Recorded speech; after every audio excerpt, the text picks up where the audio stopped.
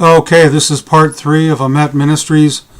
Daniel Holleran, the January 2014 update of the coming certain earthquake and tsunami to San Francisco, which will actually alter the geography of California. It will be a worldwide event, much greater than 9/11, and I believe to a measure God will finally get America's attention. And so I last left off talking about what's coming to Israel. Okay? There's so much going on. Today is January 11th, 2014, or in English, 111, which is the gematria of Akkad, or the Godhead. Okay?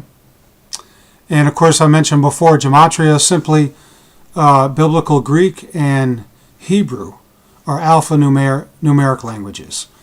And certain words or phrases, scriptures, have numeric valuations, okay? Now, about 3 weeks ago, in December of last year, early December, God had me run into the book.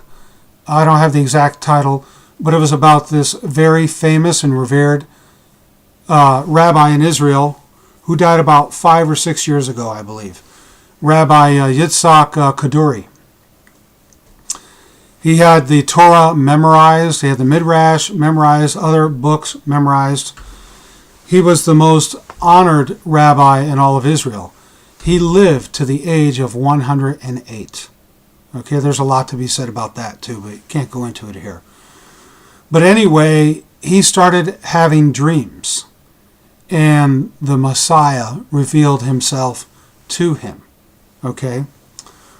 Well, what he did was he wrote a communication and he told his son, this is not to be revealed to the world until the year after my death. Okay? And he wrote a sentence out, and I've forgotten it. Very prophetic sentence. And he used the first letter of each word, an acronym, to spell out the name of the Messiah, HaMashiach, that he wanted revealed to the world. Well, guess what the name of the Messiah is? Yeshua, which is Jesus or Joshua, okay? But also, so God showed me this book several weeks, okay, ago.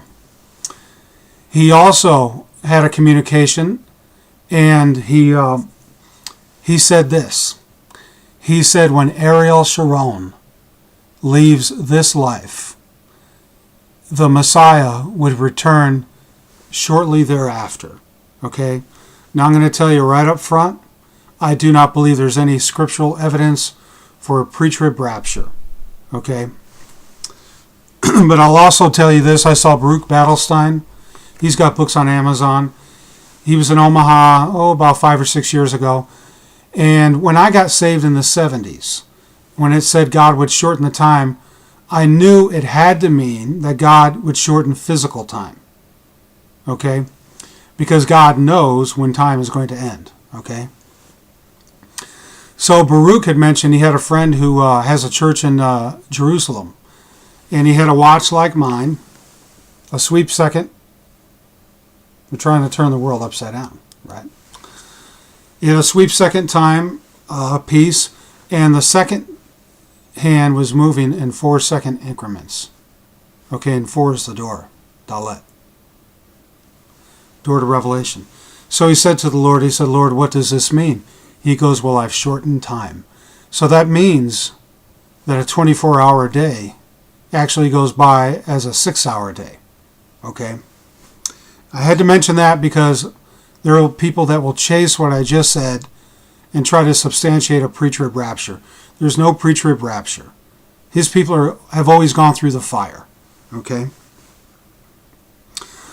So, Ariel Sharon died today, on the Shabbat. Okay? In Israel. Okay? Now, here's a witness the Lord showed me. He was in this coma. He went into this coma 8 years ago. Okay? There's a lot to say about the number 8 in Hebrew. New beginnings and so on. So he had his second massive stroke 8 years and 5 days ago. The 6th of January, 2006, okay? Excuse me while I get some living water here.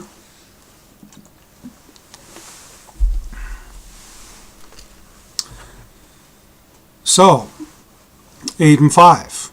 8 years ago and 5 days, okay? He died at the age of 85, okay? So, the very last verse in Jeremiah 16 is a good verse for Israel and the Jewish people. So, let us now go to Psalm 85.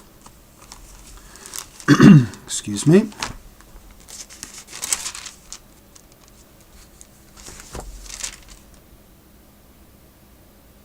It's not a long psalm, so I'll read it. It's entitled, "The Psalmist from the Experience of Former Mercies, Praise for the Continuance Thereof." To the chief musician, a psalm for the sons of Korah. Lord, thou hast been favorable unto thy land. Thou hast brought back the captivity of Jacob. Yaakov. Thou hast forgiven the iniquity of thy people. Thou hast covered all their sins, Selah. Thou hast taken away all thy wrath. Thou hast turned thyself from the fierceness of thy anger. Turn us, O God of our salvation, and cause thine anger toward us to cease. Wilt thou be angry with us forever? Wilt thou draw out thine anger to all generations? Wilt thou not revive us again, that thy people may rejoice in thee? Show us thy mercy, O Lord, and grant us thy salvation. I will hear what God the Lord will speak, for he will speak peace unto his people and to his saints, but let them not turn again to folly. Surely his salvation is nigh, that them that fear him that glory may dwell in our land. Mercy and truth are met together, righteousness and peace have kissed each other. Truth shall spring out of the earth, Nepheg, and righteousness shall look down from heaven. Yea, the Lord shall give that which is good, and our land shall yield her increase. Righteousness shall go before him, and shall set us in the way of his steps. So what's going to happen is this next war, which I believe is going to be the Psalm 83, all the nations that are allied against Israel, and possibly Isaiah 17:1, where nukes are used by Israel against Syria. Damascus shall be taken away from being a city. I am not certain that's going to be a coupling of these two. I think Baruch Palestine does believe that, but I would not be surprised. Okay? So what's going to happen is, when this happens to Israel, the people's eyes are finally going to open. You find God when you need God. Corrie ten Boom said this of prayer.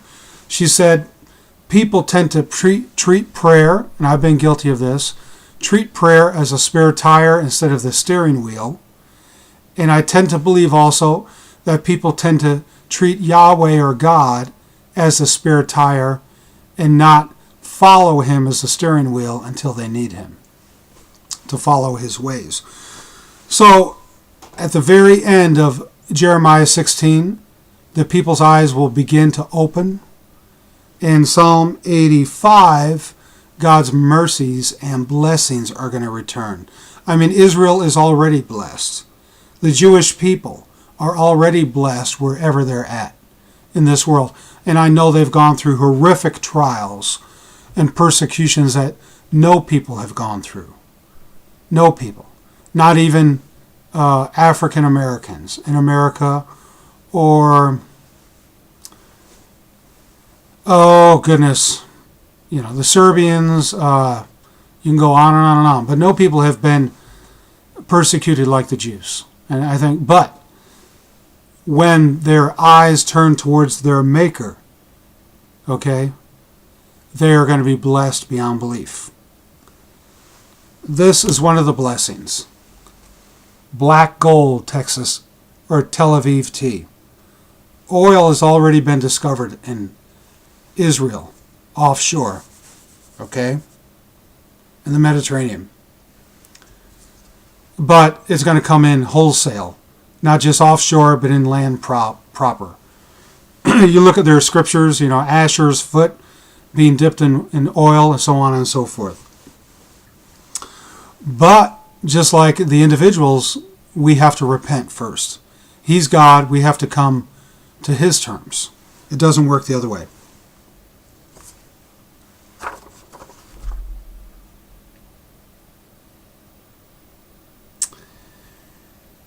So Ariel Sharon was also called, and this is not a blasphemy, because King David was a king of Israel. Okay? And so they called Ariel Sharon, I believe, after the 73 war, king of Israel. Okay? And a great man of war. But those are prophetic foreshadowings of the King of Kings and Lord of Lords. The Lord of Hosts. Okay? And Yeshua is a God of war as well. Okay?